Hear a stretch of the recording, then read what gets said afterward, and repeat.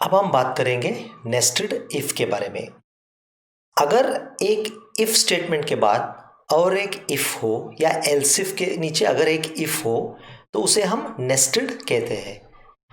तो nested statement समझने के लिए हम एक छोटा सा एग्जाम्पल लेके आपको समझाने की कोशिश करेंगे। हमने यहाँ पे क्या कर दिया है, एक छोटा सा कोड लिखा है जिसमें एक्स वाई और जेड तीन वेरिएबल है शॉर्ट इंट के टाइप। x का वैल्यू है 4, y का वैल्यू है 5 और z का वैल्यू है 2। तो अगर समझ लीजिए मैं ये चाहता हूं कि अगर x 4 हो, y 5 हो और z 0 ना हो, तब मुझे रिजल्ट चाहिए y डिवाइडेड बाय z। तो इसके लिए मैं एक नेस्टेड इफ स्टेटमेंट का यूज करके आपको ये प्रॉब्लम सॉल्व करने की कोशिश कर रहा हूं। इफ x इक्वल टू 4, यहाँ पे x 4 है तो कंडीशन ट्रू है। क्योंकि ये कंडीशन ट्रू है, इसके नीचे और एक इफ है। इफ y इक्वल टू 5, ये भी कंडीशन ट्रू है क्योंकि 5 is equal to 5। If z not equal to 0, z 2 है, 2 इज नॉट इक्वल टू 0, तब क्या होगा, रिजल्ट होगा 5/2। 5/2 इंटीजर डिवीजन आएगा 2, तब 2 प्रिंट होगा। तो अगर आप यहाँ देख रहे हैं, अगर ये कंडीशन ट्रू था तभी इस इफ में चला जा रहा था, अगर ये इफ ट्रू था तभी इस इफ में चला जा रहा था। अब अभी आपको थोड़ा कंफ्यूजन लग रहा है कि इतने सारे एल्स है, किस इफ के साथ जुड़वाना चाहिए उन्हें। एक सिंपल रूल है सी में, सबसे नजदीक जो इफ है उस एल्स उस इफ से जुड़ेगा, यानी इस एल्स इस इफ से जुड़ेगा।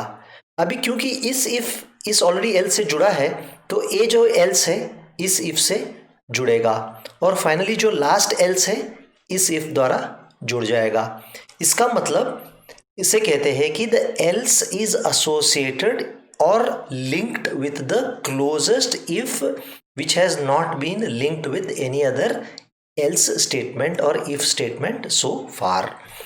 तो अगर हमें इस कंप्लीट लॉजिक को समझना है तो हम कुछ सैंपल वैल्यूज लेके कोशिश करने की एग्जीक्यूट करने की कोशिश करेंगे।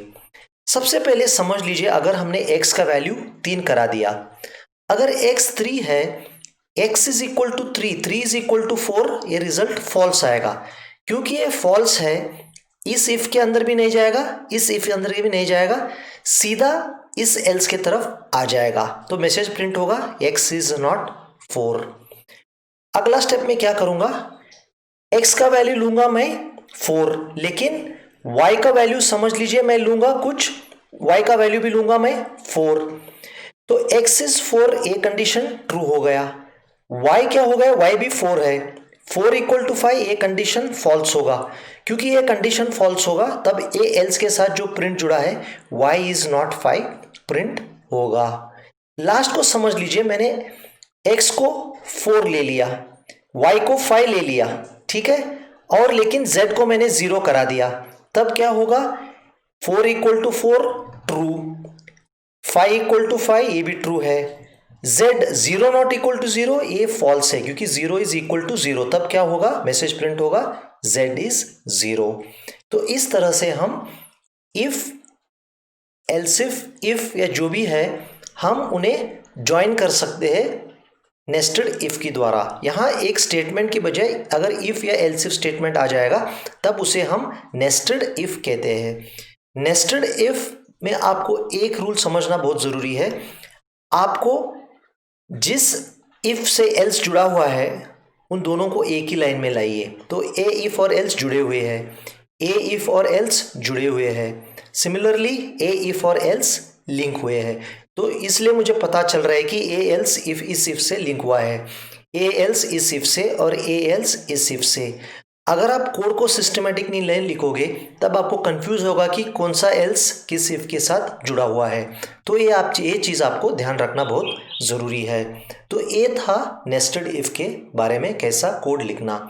जैसे मैंने बताया था हम कुछ प्रॉब्लम सॉल्व करेंगे, उसमें आपको नेस्टेड इफ का कॉन्सेप्ट भी क्रिस्टल क्लियर हो जाएगा।